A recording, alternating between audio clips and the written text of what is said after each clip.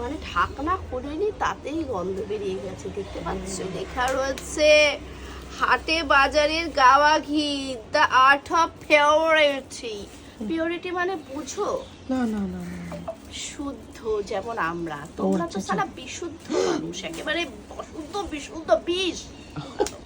তোমরা কি করে বুঝবে এই শুদ্ধ ঘিয়ের কাহিনী?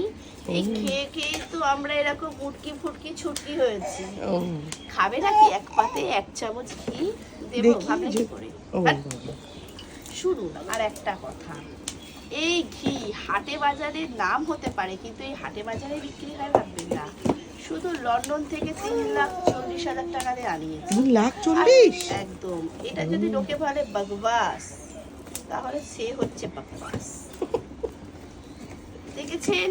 এই ঘি আপনারা যদি দিতে চান তাহলে এনাদের সাথে যোগাযোগ করুন। নইলে আপনার সাথে যোগাযোগ করলেও হবে। আমার সাথে যোগাযোগ করলে 3,40,000 টাকা কি? এখান থেকে ঘি দিয়ে দেবো। ইস, 3,40,000 টাকা দিতে হবে তাই তো? 3,40,000 কেন, 3,50,000, 10,000 টাকা এমনি কি নেবো না? আমি যেহেতু এর বেটা করছি, ও আচ্ছা, ঠিক আছে। এমনি এমনি প্রমোট করবো নাকি? ও আচ্ছা।